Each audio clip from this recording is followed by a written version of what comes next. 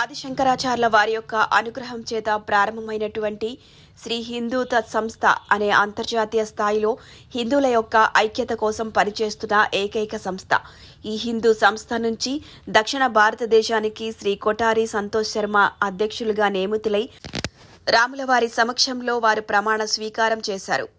ఈ ప్రమాణ స్వీకారానికి శ్రీ హిందూ సంస్థ దేశ అధ్యక్షులు శ్రీ రవీందర్ సతీష్ కార్యక్రమానికి హాజరయ్యి సంతోష్ శర్మ గారికి నియామక పత్రం అందజేశారు. आज मैं सतीश कुमार राष्ट्रीय अध्यक्ष गोरक्षा दल राष्ट्रीय संगठन मंत्री श्री हिंदू तेलंगाना में पहुँचे। मैं आपको थोड़ी श्री हिंदू तख्त के बारे में जानकारी देना चाहूँगा। श्री हिंदू तख्त आदि शंकराचार्य ने स्थापित किया था। ये संस्था बनाई थी जो समय चलते मुगलों का राज आया, अंग्रेज़ों का राज आया, धीरे धीरे ये लुप्त हो गई थी संस्था। इसको दोबारा जीवित किया गया 25-26 साल पहले।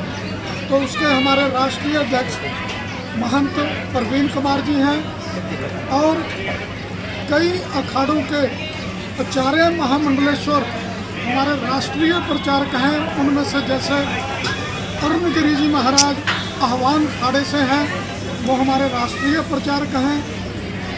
जैसे प्रकाशानंद जी महाराज महामंडलेश्वर, वो जो हमारी वैद्यनाथ की पीठ है वो पीठाधीश्वर है वहाँ के। कैलाशानंद जी महाराज का आशीर्वाद है। जगत गुरु शंकराचार्य ज्योतिष पीठ के अभी मुक्तेश्वरानंद जी महाराज का आशीर्वाद प्राप्त है इस संगठन को। सैकड़ों ऐसे बड़े बड़े संत इस संस्था के साथ जुड़े हुए हैं। महामंडलेश्वर పద్ధతి ప్రకారంగా అధ్యక్షులు అన్నారు కానీ దక్షిణ భారతదేశంలో మొదటి సేవకుడిగా వీళ్ళ సంస్థకి నేను ఉంటానని, అనునిత్యము అనేక రకాలైనటువంటి కులాలుగా మనను విభజించి పెట్టినటువంటి జాతిని పక్కన పెట్టి మనం అందరం హిందువులము, మనందరిది ఒకటే కులము, అందరికీ రాముడు రాముడే, అందరికీ కృష్ణుడు కృష్ణుడే, అందరికీ శివుడు శివుడే, అమ్మా నాన్నలే వేరు తప్ప జగత పితరవు వందే పార్వతీ పరమేశ్వరు, అందరికీ అమ్మా నాన్న ఆయనే. కాబట్టి మీ అందరి పిల్లవాడిగా నేను, నాతో పాటు సోదరులుగా మీ అందరూ సనాతన ధర్మంలో ఉన్నవాళ్ళని చెప్పి నేను తెలియజేస్తూ, నేను సభాముఖంగా అదేవిధంగా మీడియా మిత్రుల ముఖంగా ఇప్పుడే రాముల వారి కళ్యాణం చేశాను. మాట ఇస్తే తాపని రాముల వారి యొక్క పాదాల సాక్షిగా నేను ప్రమాణం చేసి చెప్తున్నాను. ఈ ఆలయంలో అనేక రకాలైనటువంటి ఒక ఇబ్బందులకు గురయ్యి నేను ఇప్పుడున్నటువంటి ఒక ఆలయాన్ని కూడా ఒకానొక సమయం లోపల కొంతమంది దుష్టశక్తులు పూర్తిగా ఆలయం తీసివేయాలన్న రోజు నేను రాముల వారి పాదాలకు ప్రమాణం చేశాను. అయ్యా మాటిస్తే తప్పట్లేదు రామయ్య, నీకు నేను మాటిస్తున్నా, బ్రతికున్నంతకాలం నీ పాదాల దగ్గర ఉంటాను. ఈ రోజు వరకు కూడా నాకు 42 సంవత్సరాల వయసు వచ్చి రాముల వారి దగ్గరే ఉన్నాను. ఆ రాముల వారి పాదాల సాక్షిగా మళ్ళీ నాకు ఈశ్వరుడు ఇచ్చినటువంటి ఒక మేరకు శక్తికి హిందూ ధర్మ నిమిత్తము, హిందూ ధర్మ అభివృద్ధి నిమిత్తము పాటుపడతానని అందరి సమక్షంలో నేను ప్రమాణం చేస్తున్నాను.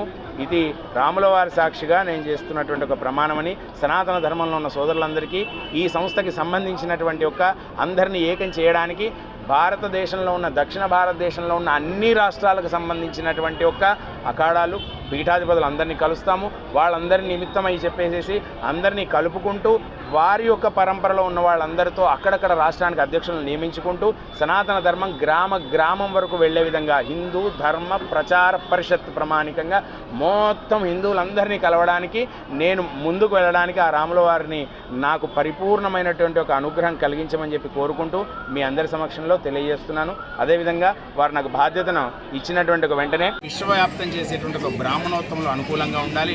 కానీ కొన్ని వేల సంవత్సరాల నుంచి ఆలయాలకు సంబంధించినటువంటి ఒక చరిత్రలు మనం చూసుకుంటే ప్రతి ఆలయంలో ఒక కన్నీటి గాథ మిగిలిపోయింది. 1200 సంవత్సరాలు మ్లేచ్చులు పరిపాలన చేసిన రోజు అప్పుడైతేనేమి, ఇప్పుడు అటువంటి మనస్తత్వం ఉన్నటువంటి వాళ్ళకి అనేక రకాలుగా మద్దతు తెలుపుతున్నటువంటి ఒక సంఘాల వల్ల అయితేనేమి, అనేక రకాలుగా సనాతన ధర్మంలో ఉన్నటువంటి వాళ్ళు, సనాతన ధర్మాన్ని ఆచరిస్తున్న వాళ్ళు ఇబ్బంది పడుతున్నారు. ఒక్కడు సనాతన ధర్మాన్ని ధర్మంగా పరిపాలించేవాడు అక్కడ పైన పీఠంలో కూర్చొని 120 కోట్ల మంది కూడా. Hi everybody, this is Kiriti Damaraju. Like, share and subscribe to Saira TV.